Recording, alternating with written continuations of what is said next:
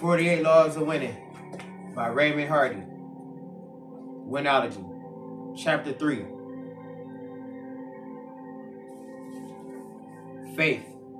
You have to believe to receive.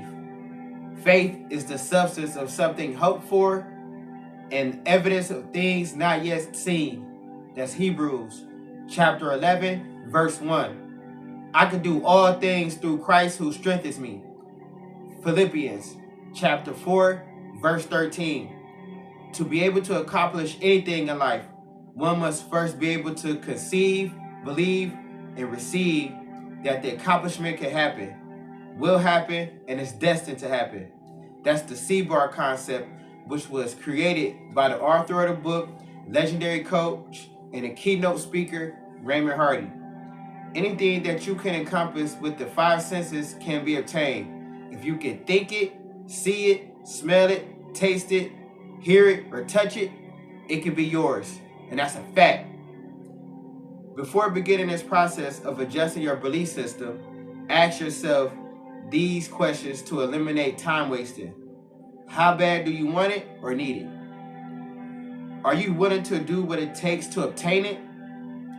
Are you willing to do what it takes to maintain it once it's been obtained?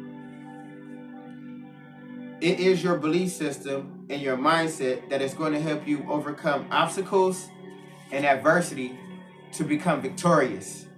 A lot of people in the sports world set out to become one of the best players in the game. We position the people under our tutelage to visualize being not one of the best players in the game, but being one of the best owners in the game as well. Instead of trying to be a Jerry Rice, consider being a Jerry Jones, a Jerry Buss, or a Mark Cuban. Playing the game has ineligibility factors or an expiration date. Regardless of whether you're playing, coaching, an administrative capacity, you want to take ownership of your situation. When you take ownership of your situation, it puts your mind into a position of dominance over your domain, position, and property. When I played ball, I owned my position. I was one of the best at what I did. It wasn't any sharing, swapping out, or retaining at my position. If someone came in that played my position, they had to learn to play something else. Another example is when we were younger, there might have been somebody in the neighborhood who could have gotten the best of you out of the community, but if they were over your house or in your yard, they had to abide by your rules or they had to leave.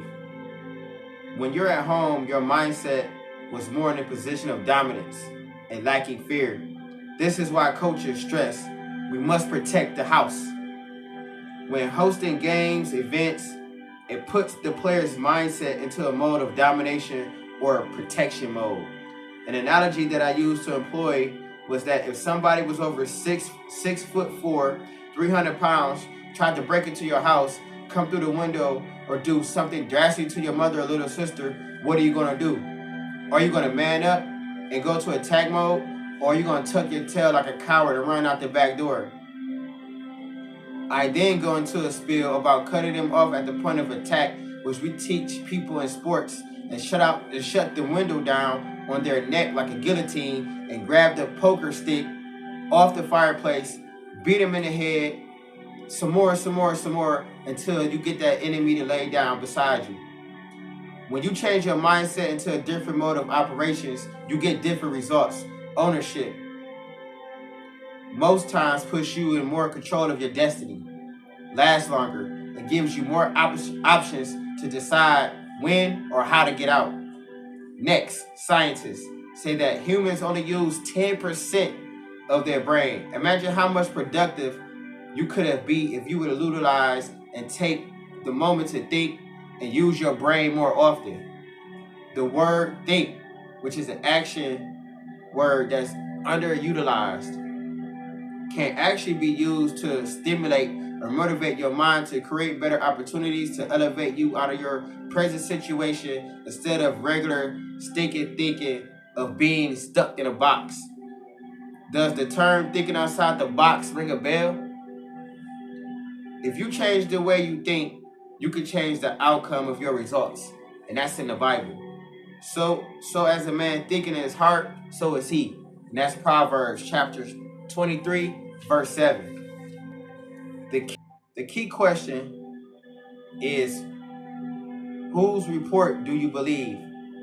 Are you going to listen to the naysayers, or the people who are telling you what you can't do, what can't be done? Or are you going to follow what's in your heart and find a way to win? Start thinking great things, and greatness will draw to you. That's a fact. If you subscribe to the losing attitude, you will accumulate losses. You can decide your own destiny based on the level of your own desire, dedication, and determination, aka the 3Ds.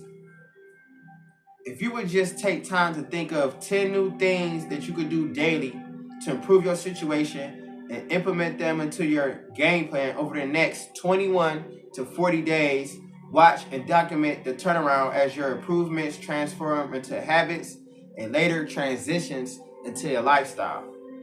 To assist with this transition, I'm going to plant some seeds of faith with you and give you a few nuggets of wisdom to let you marinate on your journey so you can continue this path towards greatness, thinking, and discipline. And so is studying. Faith comes by hearing, and hearing the word of God. Special note, we will teach upon discipline and studying a little more in chapter 8 as well, as we expound more on the components of faith in other chapters, including chapter 5, to show thyself approved, chapter 10, if you want to be great, surround yourself with greatness, chapter 21, if you want to be different, if you want different results, you got to do something different. And my favorite, chapter 42, always have a game plan at hand. And that was chapter 3 by Raymond Hardy, Winology, the 48 Laws of Winning. If you want a copy of this book, comment below. Reading is fundamental. You know why? It funds the mental.